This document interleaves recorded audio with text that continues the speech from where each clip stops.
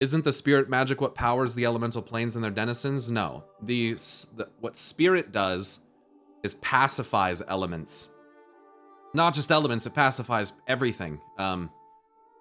So when you are inundated with spirit, you are probably going to fall asleep.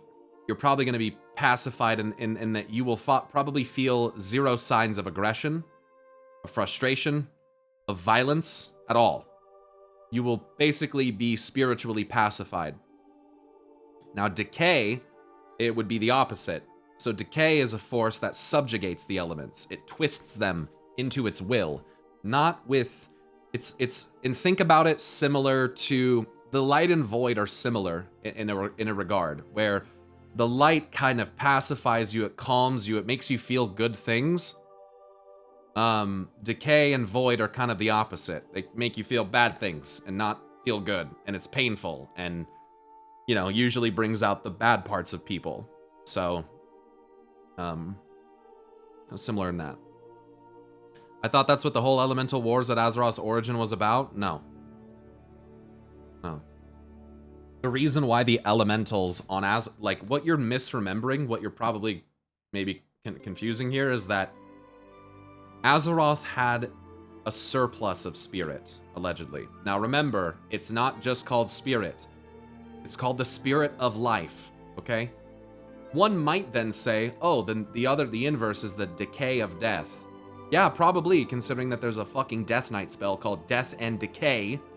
But, you know, we just ignore that for some reason. And, so, what had happened was that the Titans showed up on Azeroth. There were these elementals that were going absolutely fucking nuts. And the reason why they were going nuts is because Azeroth allegedly consumed or absorbed almost all the spirit on the planet. I kind of don't believe that, but perhaps, let's say, okay, she consumes it, falls asleep. Probably what happens as a result, falls asleep. The Titans show up and they're like, yo, because there's no spirit on Azeroth, because she's gobbled it up, the elements are crazy. Like, they're going nuts. The inverse was happening. Oh, and they were slaves of the old gods, which are literal manifestations of, you guessed it, decay. So that's probably also not a coincidence. But anyway, Draenor, the inverse happened, where there was so much spirit on the world, but nothing, the world soul didn't eat it or anything. There was no world soul on Draenor as far as we are aware. By the time we got there, there was no world soul. Doesn't mean there wasn't one, because it is called Draenor, and the word Aeonar is in the word Draenor, so just keep that in mind. And it was overrun by giant living abominations called SPORE MOUNDS. So, you know, just something to think about. When they got there, there was so much spirit that the elements were pacified. And because of this, they were lackadaisical, they were non-violent, and that is what allowed the creatures of life, which are, they grow faster by spirit, by the way. That's what allowed them to get out of control and become SPORE MOUNDS. That scared the shit out of Agrimar and made him create Grond and led to the children of Grond and the Primals and the Breakers and the degeneration that led to ogres and orcs and, in fact, led to flesh without the presence of the old gods, which is peculiar because it came essentially from the combination of stone and nature in the form of giant creatures that were borderline old gods. Like, SPORE MOUNDS and old gods are related somehow, I swear. Yeah, Jay. Yeah. Yeah, you don't say. I have a whole video on how I think they're related. I think that SPORE MOUNDS are precursors. I think that SPORE MOUNDS are what would exist before an old god exists.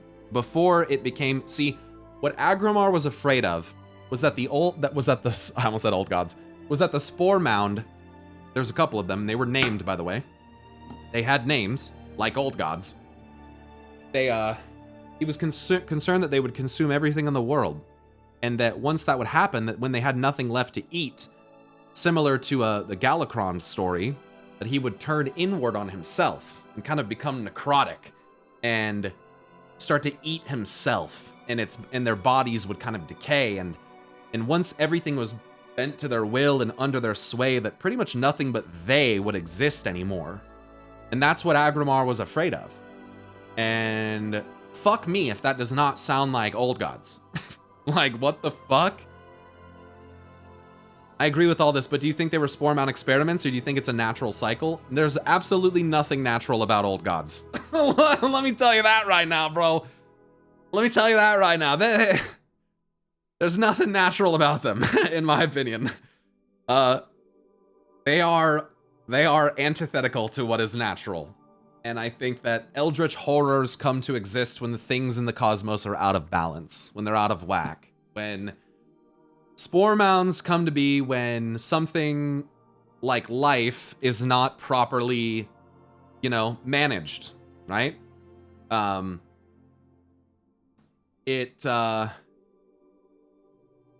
you know, maybe the old gods, maybe spore mounds, if long enough, you know, being there long enough, maybe they decay and they turn into old gods, and maybe that physical manifestation, not of spirit and growth, but of decay and rot, that might be what attracts the power of the void to them.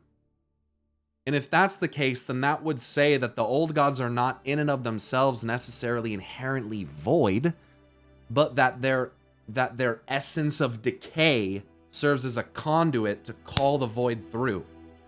And I think Gahun, in fact, Keeper Hezrol, Titan Keeper Hezrol for Uldir, pretty much says that about Gahun. That the essence of the old god and its rot attracted the forces of the void, which is like, what? That means that Gahun was an old god not associated with void powers initially. It was created, and the void was drawn to it.